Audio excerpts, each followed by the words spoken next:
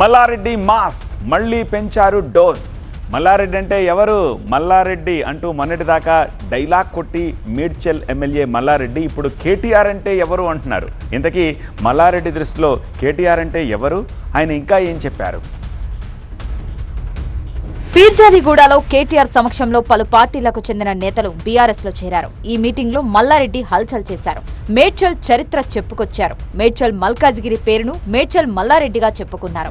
భారతదేశంలో ఏ నియోజకవర్గంలో లేదు, అది నా మేడ్చల్ మల్లారెడ్డి నియోజకవర్గమే ఉండట.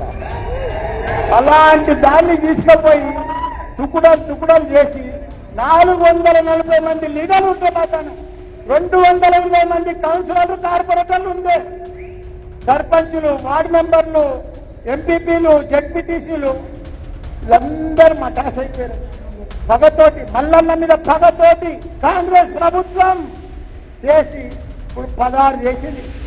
మున్సిపల్ ఎన్నికల్లో గులాబీల దమ్ము చూపామన్నారు మల్లారెడ్డి. మా ఊళ్ళు మొన్న 3 మున్సిపాలిటీల ఎలక్షన్ పెడితే వన్ సైడ్ మేడ్చల్ కార్యకర్తలు మా యువకులంతా కలిసి ఎంత పట్టుబట్టి గెలిపించారంటే వాళ్ళని దమ్ము చేశారు. కాంగ్రెస్ లో ఉన్న నేతలు ఇప్పుడు బీఆర్ఎస్ లోకి క్యూ కడుతున్నారన్నారు మాజీ మంత్రి.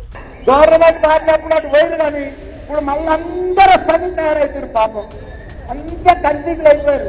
కేటీఆర్ ను ఆకాశానికి ఎత్తేశారు మల్లారెడ్డి. ఈ రోజు మనకు వర్కింగ్ ప్రెసిడెంట్ అంటే ఎవరో తెలుసా?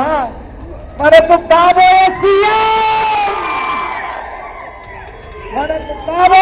ఒక గట్టిగా సరాలు సీఎం కేటీఆర్.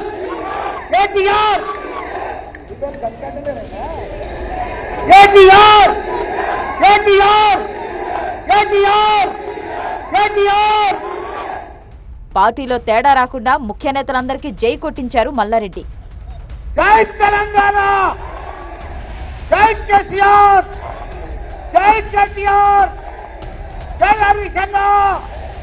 వచ్చే ఎన్నికల్లో బీఆర్ఎస్ దే అధికారమన్న కేటీఆర్ కేసీఆర్ ను ముఖ్యమంత్రిగా చేయడమే లక్ష్యంగా పనిచేయాలని కార్యకర్తలకు పిలుపునిచ్చారు.